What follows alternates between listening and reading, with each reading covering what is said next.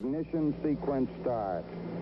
6, 5, 4, 3, 2, 1, 0. All engine running.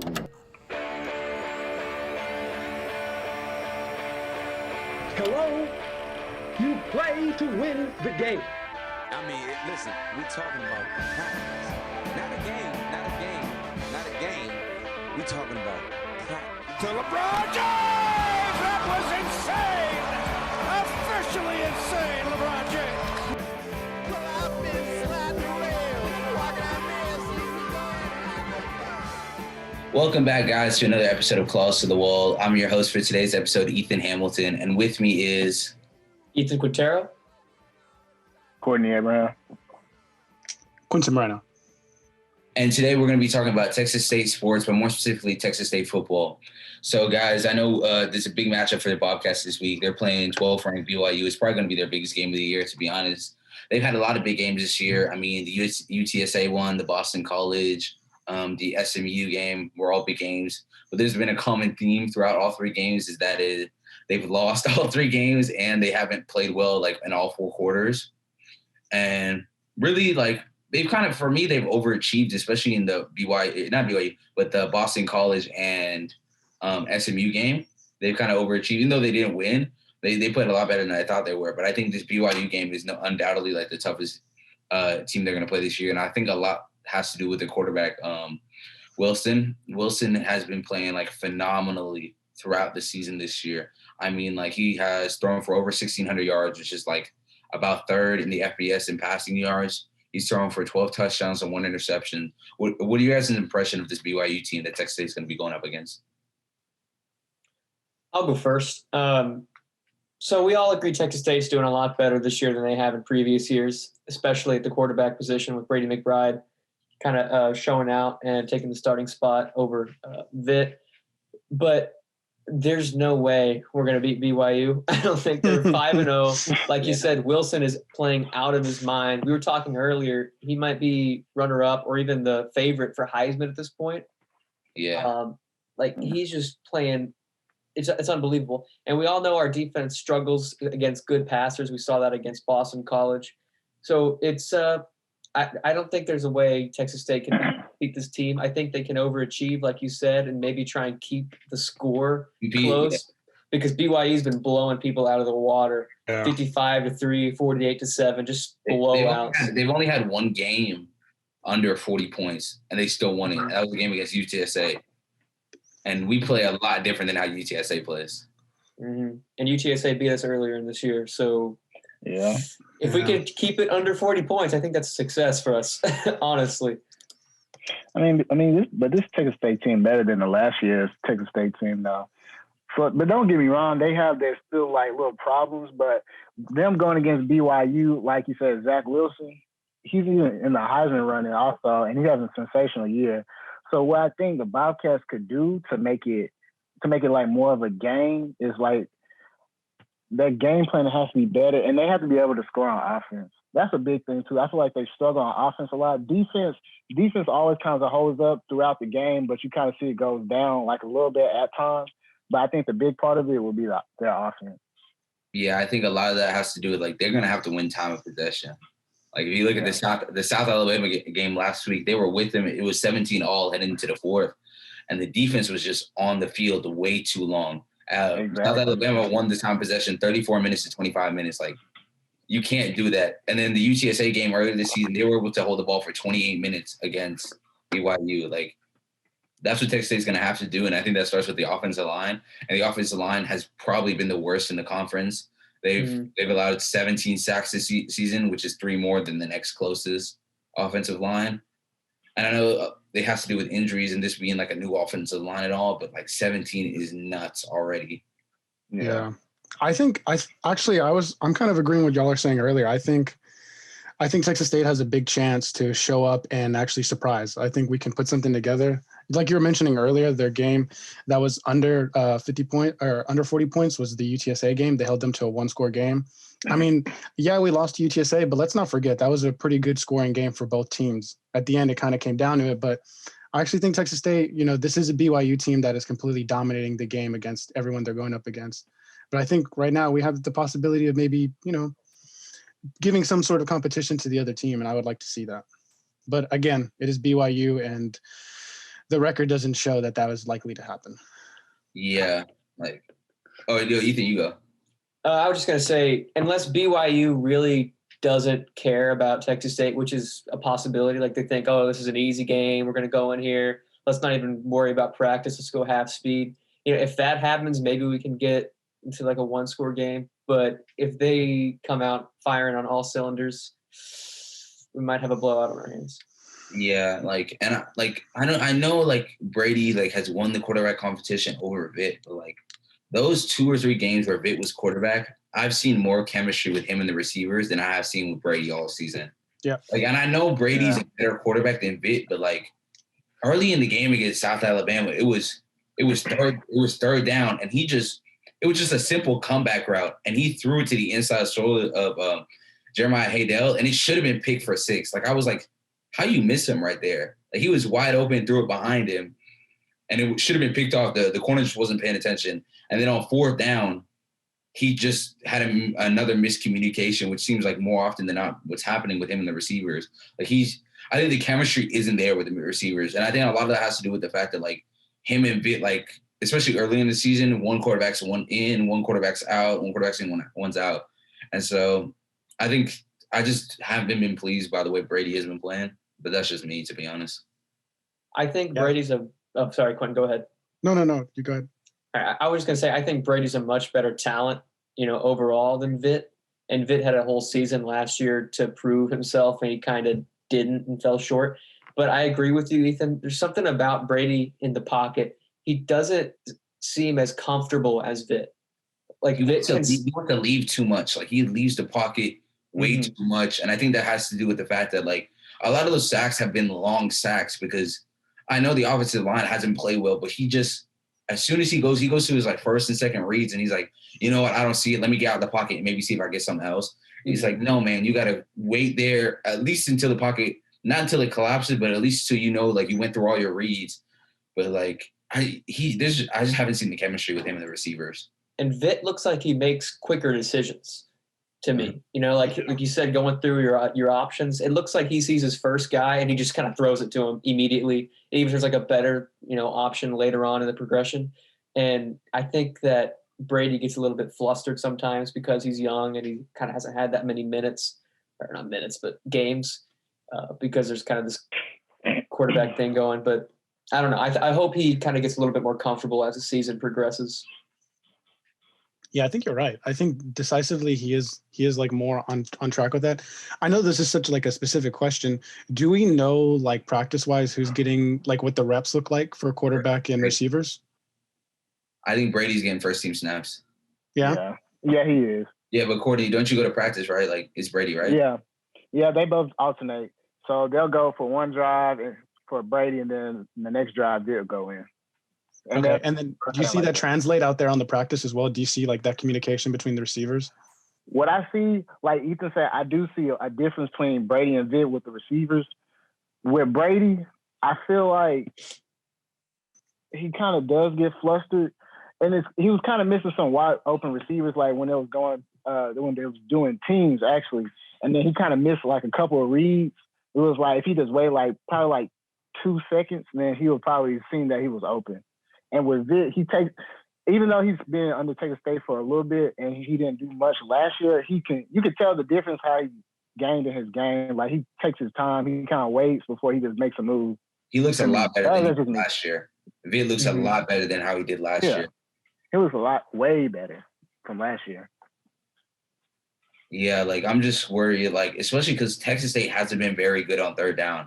This year, they're 8th in the conference on third down conversion. They're averaging about 34% on third down, which is not good at all. And they played really bad on third down against South Alabama. They were 4 for 12 on third down. And South Alabama was 4 for 13. And South Alabama on the other end of the ball, they were 10 for 18. They were going up over 50%. They just couldn't get off the field. And don't get me wrong, the defense has its issues too, but the offense just needs to do a better job of situational football. That's what I think. I'm a little surprised we haven't seen a running game excel more than we have. Because we were talking last year on the podcast, Ethan, about how excited we are with Brock Sturgis coming in, and we thought maybe the run game would be a little bit more prevalent in our offense. And it's been okay, but we're kind of sharing amongst like 3 running backs, and we're getting about sub 100 yards a game. And it just hasn't – and it shows in the time of possession that you were talking about earlier. Yeah, like I don't know. I think that the fact that has to do with like the offensive line is not very good yet. And this is Spavital's first year calling plays. And like we said, they've been improving on like all facets of the team since last year. And I think next year is going to have to see, like, especially with that offensive line, I think going into the offseason, that's going to be what he's going to need to fix. Like, and maybe that it has to do with getting in more recruits from JUCOs or getting better freshmen from recruiting, or it's the fact that they might need more playing time. I don't know what it is. I'm not a coach. I'm not a scout. I can't tell you that. Like if I could, I'd be coaching right now. But like, I feel like the offense can do so much better, and I think we've only kind of seen like a tip of the iceberg, especially like this. Like I think the second half of the UTSA game, they played flawless, especially the offensive line took it to another level that I think if they played that even for like the second quarter, they would have blown UTSA out the water. And then earlier in the season, was it who they played where they got their first official win? Was it ULM or ULL? ULM, right? I think it was ULM. Yeah, ULM. 38-17. Yeah. Vitt played so great that game. Like just so great. And like when in the second half, when you saw that ULM was trying to come back, they played great situational football. They started running the ball more. They started controlling the clock. Like they were playing with the lead, you know what I mean? But if you look like a couple weeks ago when they were playing Troy, where Troy got the game-winning field goal rather than going to overtime, the last drive, Spavital elected to do 3 straight pass plays with 45 seconds left. Like I don't know what he was thinking there. Like 45 seconds left. Why don't you just play for overtime? I don't know. Yeah. We should get him on the podcast and ask him. That's the first question I'm asking is why he didn't run a ball. I remember in Bobcat Radio a couple weeks ago we were talking about it, and I was like, how do you, with a minute left, like a minute 45, just burn the clock? Really? Play for overtime. At that point, you just gave up a touchdown. You have 47 seconds left, and you got 2 timeouts left. Run the ball and run the clock. All you need is 1 first down. And even if you don't get the first down, you burn 10 seconds. Instead, like the whole possession, they only burnt 3 seconds. And then the offensive Troy went down the field and got a field goal and won the game. I don't know. Like I was just so surprised. And it's like stuff like that I think has been holding back this team. Like, I mean, it has, like, I know we have to emphasize it's a lot better than it was like in the past. And I know it's going to take time. But you're looking at games like the Boston College game, they should have won that. UTSA game, they should have won that. They definitely should have won that UTSA game. They definitely should have won that one. The Troy game. Was Troy? I might have been messing it up. It was the Boston College game where they ran the last drive. They passed play. And then the Troy game, they got blown out. Yeah. Mm-hmm. They got blown out. I just want to, like, for the rest of the season, I know everybody's going to get a bowl game this year. I think that's what the NCAA decided, right? I'm not sure. I'm not sure either. All right, well, I'll check on that while this podcast is going. But, like, if they end up having a bowl game and they get a chance to win a bowl game, I think that's what they're going to have to fix. That'll boost up their confidence down. That'll really help them. Yeah. If they win a bowl game, that'll definitely help them. Yeah, it'll give everybody a little bit more inspiration to kind of carry some more momentum into the games. Bring in some new recruits, too. Yep. Mm-hmm. So how long – oh, sorry, Quentin, go ahead. I was going to say, no, I think that's what we're missing too. I think we need that. I think we need that extra push. I think these guys, you can't say that these guys aren't talented enough. They got the talent. I think they just need whatever that is to get them in that direction going. Yeah, I just searched it up right now. Yeah, the last week the NCAA they waived the win requirement because you know how before you used to have to be 500 to get a bowl game. Now they waived that, so you don't have to have a winning record to get a bowl game. So everybody gets a bowl game. You get a bowl game. You get a bowl game. I think it's the fact that like a lot of the conferences aren't playing, so they have to put teams in like bowls like the Liberty Bowl or the Alamo Bowl. You get what I'm saying? I think Yeah. So I wouldn't be surprised if, especially Texas State, maybe splits the last couple of games that they have. They have a hard schedule at the end of the season. Who we got after BYU? Do we know? Let me check real quick. But like, is it impossible, or are we looking? It's gonna be tough. We played a Raging Cajun in Louisiana. Yeah, and they won. Then they were second in the conference last year, and they won a bowl game with their first year head coach last year too. They went like 7-2, 7-3. Dang. And then I think we still have to play App State, who won the whole thing last year. Oh yeah. Yep. I have a question for y'all. Last year, we on the podcast talked about how this season we thought we could go 500. Probably not going to happen now that we're looking at it. Maybe, I mean, there's a possibility, but the likelihood is pretty slim. So okay, they play App State, Georgia Southern, Arkansas State, and Coastal Carolina the last game, and Coastal Carolina is undefeated. Yeah, we got some tough last games. I think they're top 10. Are they top 25? I think they might be top 10 in the country. Coastal Carolina. Coastal Carolina? I might be BSing. I'm gonna cap, but they're top 25 for sure. Let me see. I might have just BS the whole thing I just said. I feel like you actually might be right, though. I feel like they might be like 24, 25. I don't think you're lying. Yeah, I can see top 25. I've never heard of Coastal Carolina until I came to Texas State, so that's kind of they're 4-0 in conference and 5-0 in total. I've only heard about Coastal Carolina once because the guy who won the FedEx Cup was from Coastal Carolina. I only see who Coastal Carolina was because Josh Norman. Oh, he's from Coastal? Okay. The human punching bag, Josh Norman. Oh yeah, they're 25th in the country. Dang. Oh, okay. Bro, before I get on my rant, is anybody tired of them putting teams that haven't played a single game in the top 25 rankings? Like, that just irks me.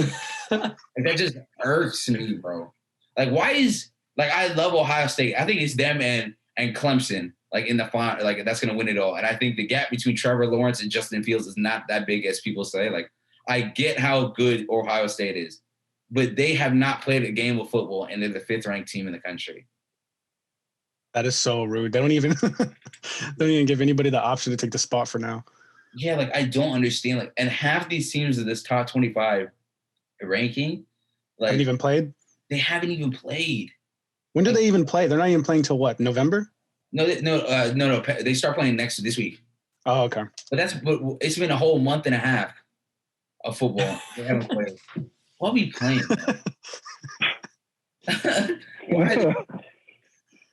I mean, if we want to like talk about it, like with almost any sport, the rankings are always like, they're always like completely played jacked. a game.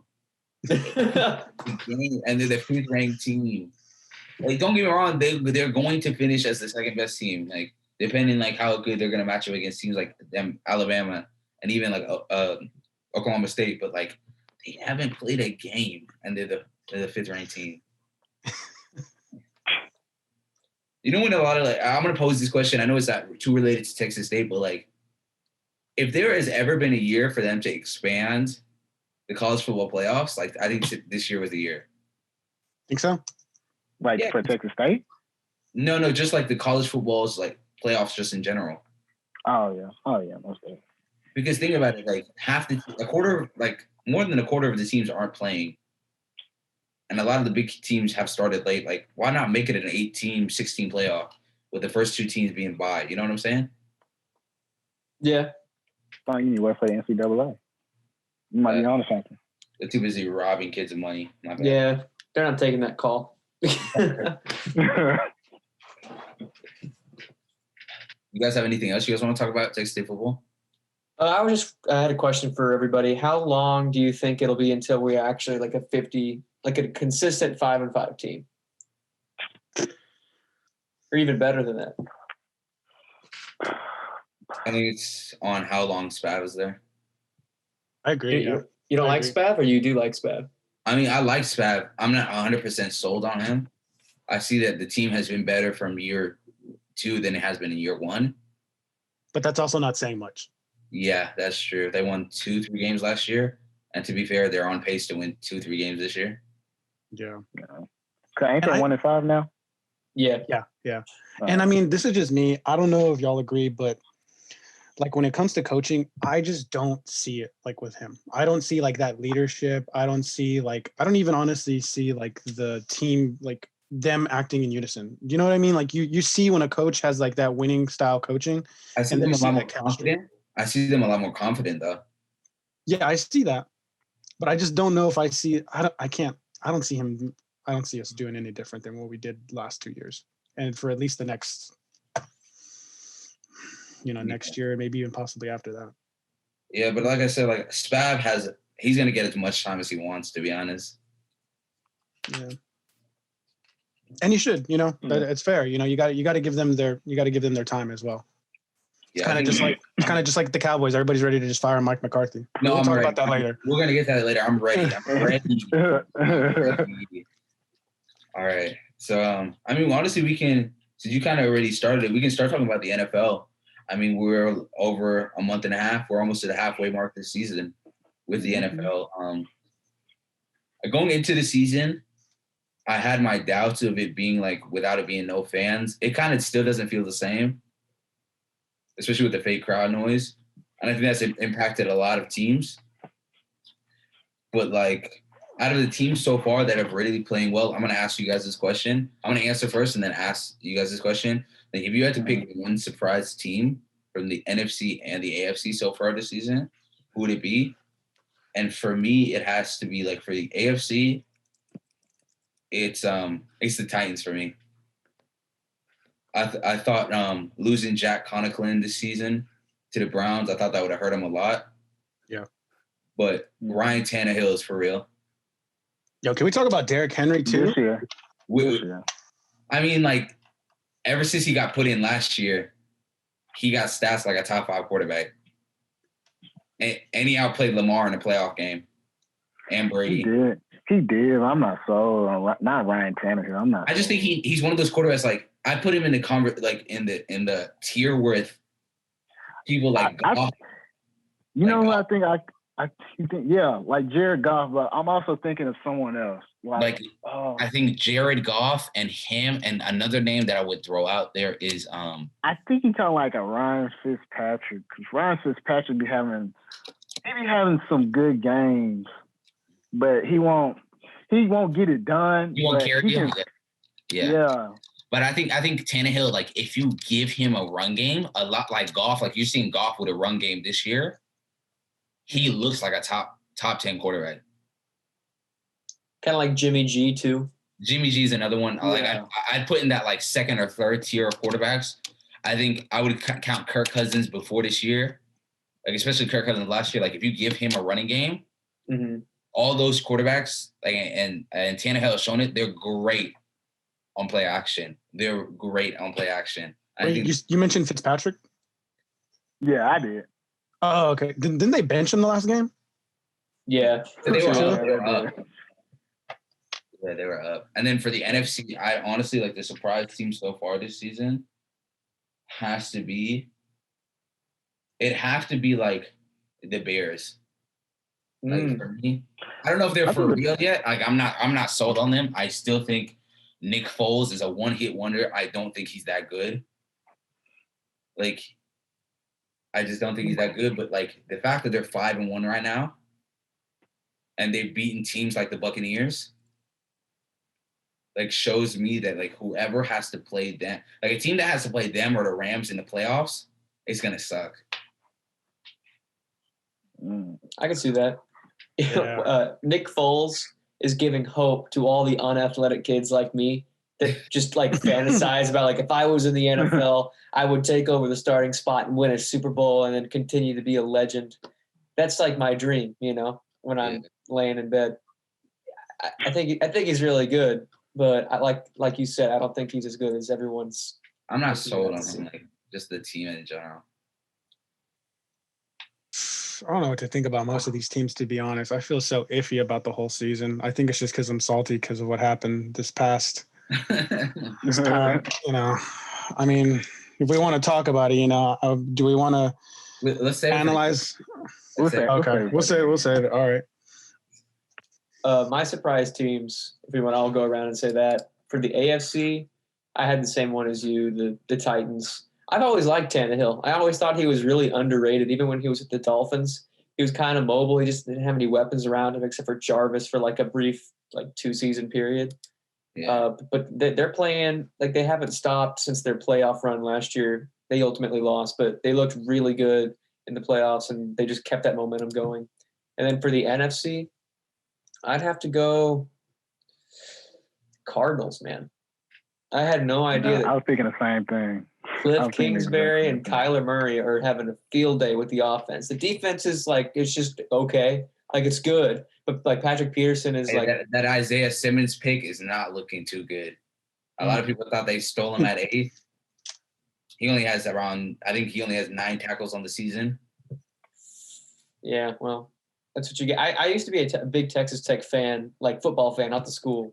Mm-hmm. So Cliff Kingsbury I'm very familiar with, and I knew he was going to make an incredible offense to surround Kyler with. And this season he's really shown the versatility he has as a play caller. He was never a great defensive guy. He's a quarterback, and Texas Tech has a notoriously bad defense. But if you get somebody in there on defensive side that knows what they're doing, and you got Patrick Peterson holding down the fort, I think the Cardinals could be a surprise playoff team. And Budda Baker is really good. Oh, yeah. Budda Baker really showing up, too. He's playing like a top. It might be a stretch. I prefer him over Jamal Adams. That is just me, though. I think I can get on my Jamal Adams rant one day on the podcast on how he's more of a linebacker than an actual safety. I think he's a liability in coverage. I think the best safety in the world is Minkah Fitzpatrick, but we can save that discussion for another day. Or Jeff Heath all the way, 100%. Nah. I love Jeff Heath. Hey, that's why we're losing. Whoever's the Raiders might be a shout though. They're good. They are good. Yeah, Raiders would be a surprise. But I think for mine, my thought is probably the same as Ethan, but possibly the Raiders. I'm pretty much gonna say the Cardinals and the Titans. Even though I'm a full Chiefs fan, and I don't think nobody's gonna beat us. Yeah, I think the only team that the AFC is a lot harder this year than it was last year. I think Tennessee's for real. I think Pittsburgh, that defense is the best defense in the league. Pittsburgh undefeated too. Yeah, and I think those defenses are going to give the Chiefs team trouble. I don't know if they're going to beat them. Like I said, I still think the Chiefs are the team to beat just in the league. And then I think the Patriots, I think they'll figure it out. They had the magic earlier in the season with Cam. Yeah, and I think they're going to be a tough out this playoffs. Yeah, I think this Sunday we'll find out a lot about both of them because Steelers and Titans going up against each other. So I think we'll see a lot from both teams in that game. It'll definitely tell us what to look forward to. Buffalo's looking nice too. Sorry, Quentin. I forgot. Oh yeah, Buffalo. Yeah, Buffalo gonna be tough. I'm not sold on Josh Allen. He's a good arm, but I mean, it's the Bills, Yeah, it's the Bills, I mean, the only people that are, the Bills are doing great, so the Jets are doing terrible. So those are the only two people that care about each other. True. I mean, we can get into it, Quentin. The Cowboys, you want to start or you want me? Because I'm gonna start hollering. You can go. I'm let the Cowboys fan go on the rant first. Coming into this season, I was just more than anything upset that the fact that contract wasn't handled well. The Cowboys could have signed him 2 years ago for under $35 million, and then looking back on this time this year and think about even that he did get hurt, what a steal. But instead now they are going to have to franchise him one more year to see if he's available, see if he's going to play anywhere near to the level he was playing before he got hurt. And then they've kind of tanked this whole season this year with the fact that I think as Cowboys fans, we can all agree the time for Tyron Smith is over. He's become more or less a liability these past 3 or 4 seasons. Just health wise, I don't think he's ready to play. And giving Zeke that 6-year, $90 million contract might have been the worst thing because he don't look like he want to play. Yeah, I'm just not seeing the hunger in Zeke anymore. I don't see him going after it the way he used to. I don't see us.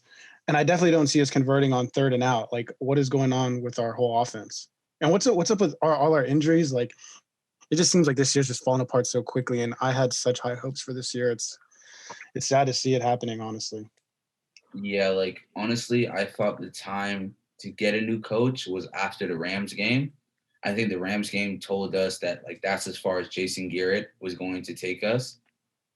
And I think at that moment, they should have I like, me and my friends talk about this a lot. I thought they should have threw the house. I'm talking 2 first rounds, 2 second rounds, and go get Bill Belichick or Sean Payton.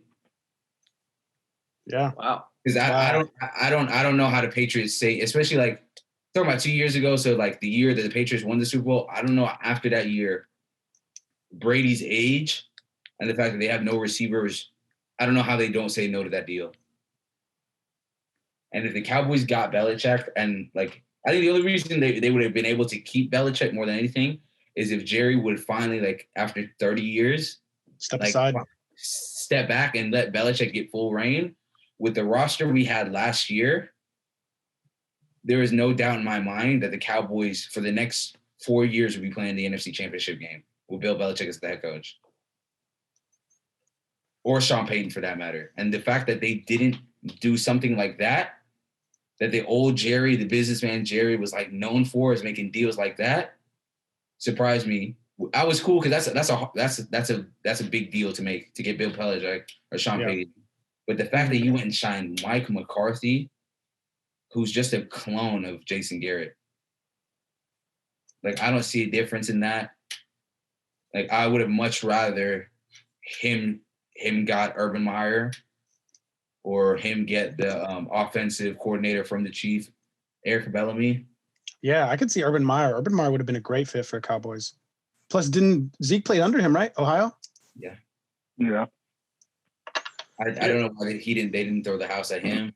And the fact that he let Chris Richard walk away for Mike Nolan.